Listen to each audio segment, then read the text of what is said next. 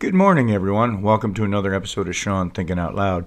I'm your host, Shawn Armstrong, broadcasting from my secret hideout in beautiful Brazil. Still waiting on the new camera. So, in this episode, we're diving into a topic that's been buzzing in the news lately, the new migrant detention facility in Florida, informally dubbed the Alligator Alcatraz.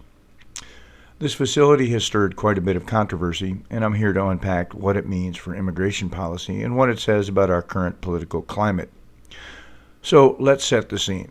Florida Governor Ron DeSantis has taken up a bold step in ramping up deportations for individuals living in the U.S. illegally by establishing this new detention center situated right in the heart of the Everglades. With a price tag of $450 million annually paid for by FEMA, which is a drop in the bucket in comparison to the EBT, housing, and various other expenditures paid out to illegal aliens, the Alligator Alcatraz is designed to house up to 5,000 detainees. The location is strategic, isolated, surrounded by wildlife, and with only one road leading in and out.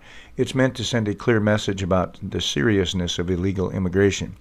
Don't come, self-deport, or we will deport you. Now, there are several layers to this issue that we need to discuss. First off, the name itself, Alligator Alcatraz, is provocative. It conjures up images of a high-security prison where dangerous criminals are kept, which they shall be, MS-13, 18th Street Gang, just to name a couple. But what does that really mean? Are we equating undocumented immigrants with criminals? The left wants to separate the word criminal from immigrant or the word illegal from alien. They don't want you to use alien at all. They're undocumented migrants. In other words, illegal aliens.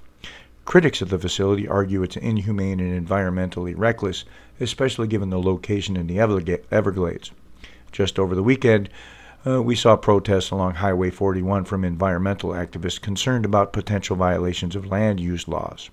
Assistant DHS Secretary Tricia McLaughlin dismissed these claims as lazy, pointing out that this land has been developed for over a decade. The runway has been there for a decade. It's been used to train pilots for a decade. I wonder if Florida is going to get to count these illegal aliens they're housing like California does in the census for House seats and electorates. But as I think about it, I can't help but wonder, is this really about law and order, or is it simply a tool for political posturing? Was it political posturing when Brazil sent all those Indian nationals back to India? No, that was called immigration enforcement. They were in Brazil to make their way to the United States illegally. However, Brazil had just changed its immigration laws. Prior, all you needed was a passport to be here for 90 days. Thanks to Donald Trump, now you need a visa, which means fewer people flying into Brazil and walking north to the American border. Here's an interesting quote from former President Ronald Reagan. A nation that cannot control its borders is not a nation. It speaks volumes about the importance many place on immigration control. However, as a legal immigrant myself, I find it alarming when those advocating for open borders lecture me on immigration. It truly demonstrates a lack of intelligence and self-awareness. Did you know that the Alligator Alcatraz was once slated to be the site of the largest airport in the world? That's right, the 13,000-foot runway is still there, serving as a reminder of what could have been had different decisions been made. So, what can we take away from all this? The Alligator Alcatraz facility is more than just a detention center. It represents a shift in how we perceive and handle immigration in America. As we navigate these complex waters, it's crucial to remember that behind every statistic is a person with a story, many of whom are just seeking a better life. However, I can tell you from personal experience, starting your better life as a criminal breaking American immigration laws isn't a better life, because the left will use you for numbers.